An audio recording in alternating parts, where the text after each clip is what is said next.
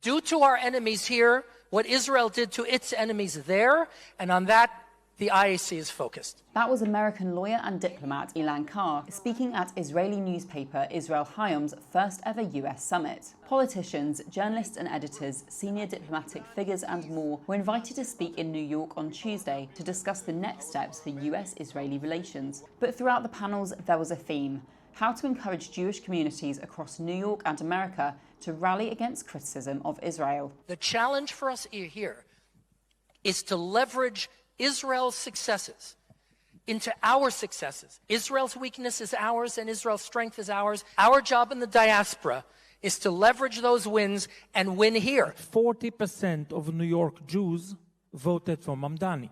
Large parts of our community have lost their, I'll just say it, tribal instinct, their Jewish solidarity instinct, in a way that allowed them to vote for us. Open enemy of Israel, in my opinion, the Jews. New York City is home to the largest Jewish population outside of Israel, with nearly 1 million calling the metropolis home. And much of that community, especially younger voters, found Mamdani's anti-Zionist policies resonating with their views on Israel and Gaza. We're among the thousands of Jewish New Yorkers who've been out door knocking and phone banking to elect Zohran Mamdani. Yet this wasn't the only message from the summit. Migration, especially from North American, European and former Soviet countries, was a hot topic, with speakers insisting that settlement from these demographics was vital for Israel's future. So, first of all, immigration in general always adds to economic growth, except when you bring in, let's call it less qualified immigration. But all immigration to Israel at this point has been contributive to the economy. There's just a study about the billions of dollars that olim, particularly from North America and Western Europe, have brought to Israel. And you can decide, you can stay here in New York in a declining empire, or you can come to Israel. So we heard earlier about a mission, a goal to bring 1 million immigrants to Israel.